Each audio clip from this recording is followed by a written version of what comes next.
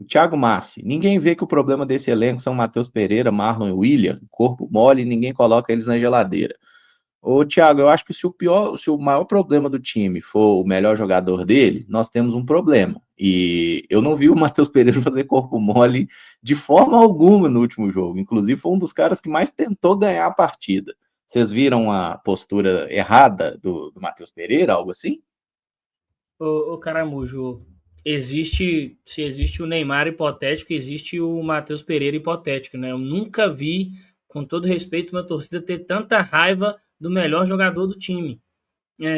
O Matheus Pereira, ele é criticado pelo que ele fala, pelo que ele masca, pela forma que ele coloca o short, pela forma que ele faz aquecimento. E aí no jogo contra o Betim, quando estava tudo uma bagunça completa, porque o treinador não consegue ajeitar o time no campo, ele, o Fabrício Bruno e o Marquinhos colocaram a bola debaixo do braço e por pouco não viram um jogo onde o Cruzeiro tinha zero perspectiva.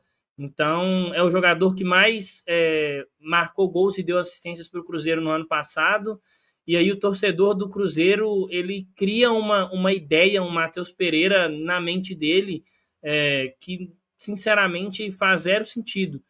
Você vê uma entrevista do Abel Ferreira no ano passado, aquele Cruzeiro e Palmeiras no primeiro turno, e ele claramente fala que ele montou um esquema para poder travar o Matheus Pereira, né? E aí o Matheus Pereira ele desperta a atenção e todo esse problema com o principal treinador, talvez, do futebol brasileiro nos últimos anos, mas o torcedor do Cruzeiro trata ele como se ele fosse a pior pessoa do mundo, o pior jogador do mundo. Então, eu acho muito estranho, não consigo entender essa relação de parte, né? Desculpa, eu até falei a torcida do Cruzeiro, algumas pessoas chamaram a atenção no chat aí, eu peço desculpas, de uma parte da torcida do Cruzeiro em vilanizar um jogador que em nenhum momento fez nada por isso, até compará-lo com o Thiago Neves, que para mim é persona não grata, uma das piores pessoas que pisou na toca da raposa em algum momento, já compararam, mas o Matheus Pereira ele acaba sofrendo aí uma crítica em alguns momentos até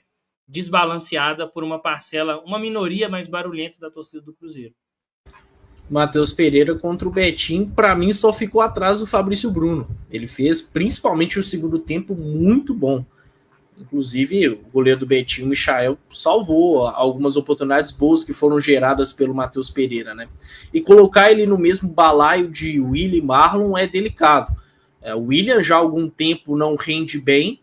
É difícil falar de corpo mole, mas é estranho ver o nível de atuação do William nos últimos tempos, isso não dá para negar.